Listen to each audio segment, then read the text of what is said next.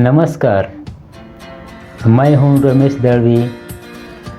आप देख रहे हैं मिस्टर गुरु ज्ञानी चैनल।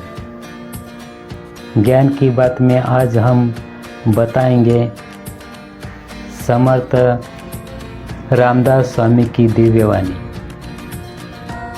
स्वामी जी का मूल नाम नारायण सूर्याजी पंत कुलकर्णी। महाराष्ट्र के जालने जिले में इनका जन्म हुआ था। संतों की भूमि महाराष्ट्र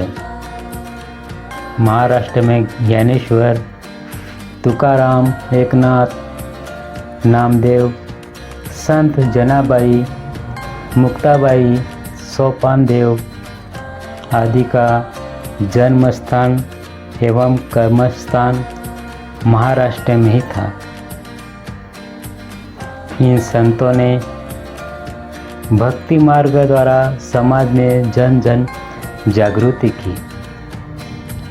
इसी श्रेणी में एक संत रामदास स्वामी थे। वे बचपन में शरारती थे। गांव के लोग उनकी शिकायत उनकी माता से करते थे।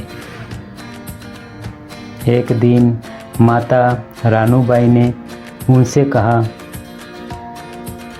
तुम दिन भर शरारत करते हो, कुछ काम तो किया करो। तुम्हारे बड़े भाई गंगाधर अपने परिवार की कितनी चिंता करते हैं। यह बात स्वामी रामदास जी के मन में घर कर गई। 2-3 दिन बाद यह बालक अपनी शरारत छोड़कर एक कमरे में ध्यानस्थ मग्न बैठ गया।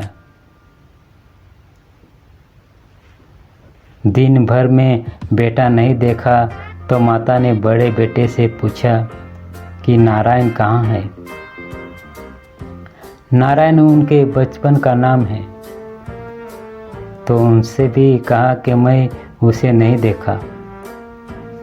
दोनों को चिंता हुई और उन्हें ढूंढने निकले, पर उनका कोई पता नहीं चला। जब शाम के वक्त में माता ने उन्हें ध्यानस्थ देखा तो उनसे पूछा, नारायण तुम यहाँ क्या कर रहे हो। तब नारायण ने जवाब दिया, मैं पूरे विश्व की चिंता कर रहा हूँ। इस घटना के बाद नारायण की दिनचर्या बदल गई। उन्होंने समाज के युवा वर्ग को यह समझाया कि स्वस्थ शरीर एवं संगठित के द्वारा ही राष्ट्र की उन्नति संभव है। समस्त भारत उन्होंने पद भ्रमण किया। जगह जगह पर हनुमान जी की मूर्ति स्थापना की। जगह जगह मठ एवं मठाधीश बनाए ताकि पूरे राष्ट्र में नव चेतना का निर्माण हो। बचपन में ही उन्हें साक्षात प्रभु रामचंद्र जी के दर्शन हुए थे। इसीलिए वे अपने आप को रामदास कहलाते थे। उस समय महाराष्ट्र में मराठों का शासन था। शिवाजी महाराज रामदास जी के कार्य से बहुत ही प्रभावित हुए। जब इनका मिलन हुआ तब शिवाजी महाराज ने अपना राज्य रामदास जी के झोली में डाला। समर्थ गुरु रामदास छत्रपति शिवाजी महाराज के गुरु थे। शिवाजी महाराज ने उन्हें अध्यात्म व हिंदू राष्ट्र की प्रेरणा प्राप्त की।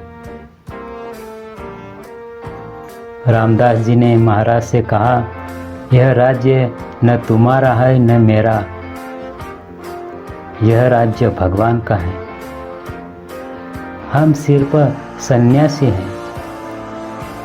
शिवाजी महाराज समय समय पर सलाह मशवरा किया करते थे। रामदास स्वामी ने बहुत से ग्रंथ लिखे हैं, इसमें दास बौद्ध प्रमुख हैं। इसी प्रकार उन्होंने हमारे मन को भी सुसंस्कृत किया है। भारत ब्राह्मण के द्वारा समर्थ रामदास की भेंट सिखों के चौथे गुरु हरगोविंद जी से श्रीनगर में होती है। गुरु हरगोविंद जी उनकी मुगल साम्राज्य में ही हो रही दुर्दशा के बारे में बताते हैं।